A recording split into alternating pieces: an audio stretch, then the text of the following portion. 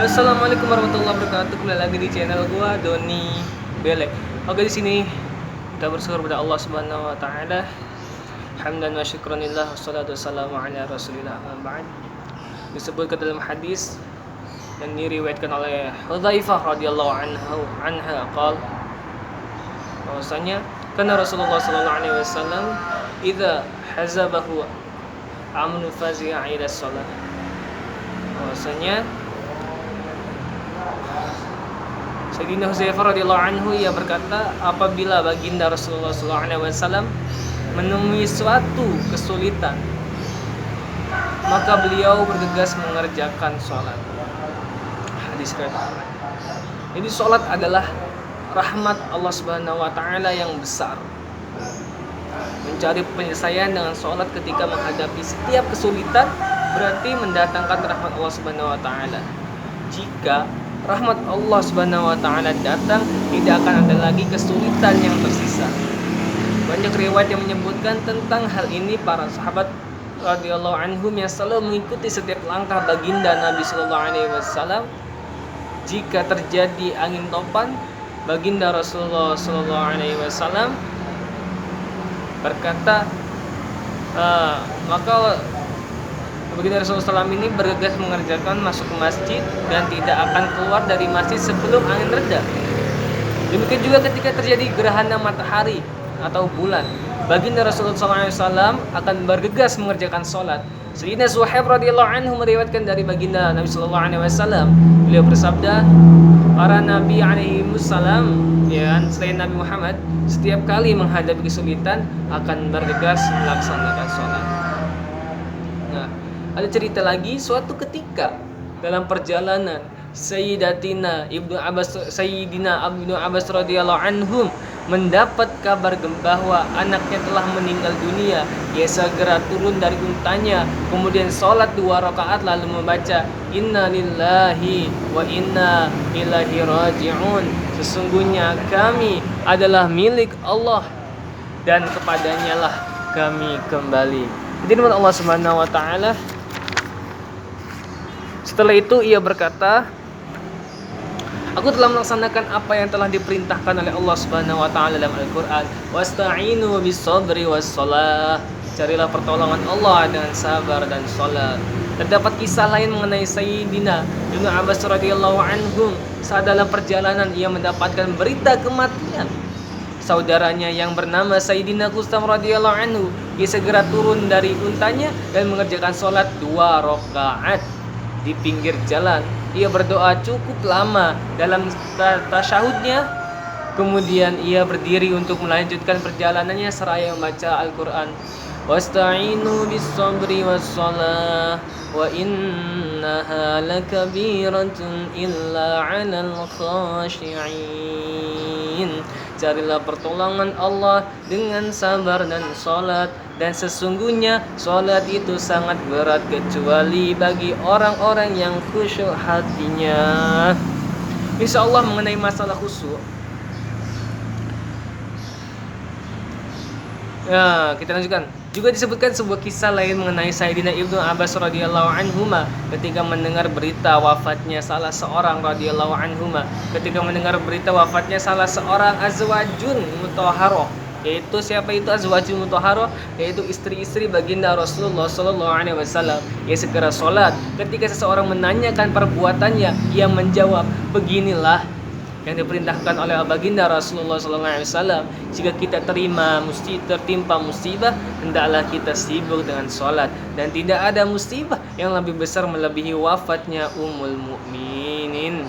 Itu hadis riwayat Abu Dawud. Ketika Sayyidina Ubadah radhiyallahu anhu hampir wafat, ia berkata kepada orang-orang yang di dekatnya, janganlah kalian menangisiku. Jika ruhku keluar, berwudulah dengan sempurna, lalu pergilah ke masjid, sholatlah dan beristighfarlah untukku. Sebab Allah Subhanahu wa taala menyuruh kita agar selalu memohon pertolongan dengan sabar dan sholat. Wasta'inu bis-sabri was-shalah. Kemudian baringkanlah aku di liang kubur. Suami Sayyidina Ummu Kulsum radhiyallahu anha, yaitu Sayyidina Abdurrahman radhiyallahu anhu, menderita sakit parah. Suatu ketika ia pingsan sehingga semua orang meyakini ia telah meninggal. Melihat hal itu, Sayyidatina Ummu Kulsum radhiyallahu anha segera mendirikan sholat. Ketika Sayyidina Ummu Kulsum radhiyallahu anha selesai sholat, ternyata Sayyidina Abdurrahman radhiyallahu anhu siuman kembali. Ia bertanya kepada orang-orang di sekelilingnya, apakah aku tadi seperti orang yang sudah mati? Orang-orang menjawab, ya, naam, enggi, iya. Ia berkata, dua malaikat telah mendatangiku dan berkata, pergilah mengharap ahkamul hakimin, yaitu Allah yang maha adil. Dialah yang akan memutuskan perkaramu. Ketika kedua malaikat itu hendak membawaku, maka datanglah malaikat yang lain. Malaikat itu menghampiri dan berkata kepada kedua malaikat tadi, pergilah kalian berdua, tinggalkan dia. Dia ini termasuk golongan orang-orang yang beruntung, yang sudah tertulis sejak ia berada di dalam kandungan ibunya. Saat ini anak-anaknya masih memerlukannya. Setelah kejadian tersebut, Sayyidina Abdurrahman radhiyallahu anhu masih hidup selama 1 bulan. Selesai itu ia meninggal dunia. Riwayat ini diambil dari kitab Durrul Mansur. Kita lanjutkan. Syekh Nadar rahmatullahi alaihi bercerita, suatu ketika pernah terjadi gelap gulita pada waktu siang. Aku pun berlari menemui Sayyidina Anas radhiyallahu anhu dan bertanya kepadanya, apa yang kau lakukan? Apa yang kau lakukan jika mengalami hal seperti ini pada masa hidup baginda Rasulullah sallallahu alaihi wasallam? Dia menjawab, aku berlindung kepada Allah. Hal ini tidak pernah terjadi pada zaman baginda Rasulullah SAW. Pada zaman baginda Rasulullah SAW, jika terjadi angin bertiup sedikit kencang saja, kami segera berlari ke masjid, takut jika terjadi kiamat. Hadis riwayat Abu Dawud. Jadi Abdullah bin Salam radhiyallahu anhu berkata, apabila kesulitan menimpa keluarga baginda Nabi sallallahu alaihi wasallam, maka beliau akan menyuruh keluarganya mendirikan salat seraya membaca ayat Al-Qur'an, wa'mur ahlaka bis salati wastabir 'alaiha la nas'aluka rizqa nahnu narzukuk wal 'aqibatu littaqwa. Dan perintahkanlah keluargamu mendirikan salat dan bersabarlah kamu dalam mengerjakannya. Kami tidak meminta rezeki kepadamu, kamilah yang memberi rezeki kepadamu, dan akhir yang baik itu adalah bagi orang-orang yang bertakwa. Lalu Allah Subhanahu wa taala, mari kita renungkan talim kita ini, bahwasanya kita itu carilah pertolongan dengan sabar dan sholat.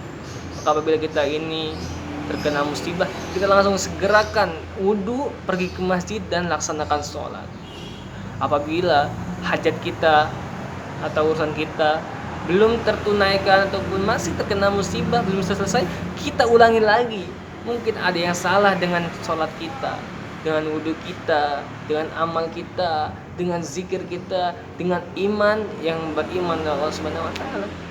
Maka kita renungkan bagaimana semuanya yang menonton harus melaksanakan sholat selalu berjamaah, meminta pertolongan dengan sabar, dan sholat. Wasta'inu bis-sabri was-shalah. Jangan langsung lari ke dokter, jangan langsung lari ke alang ataulah.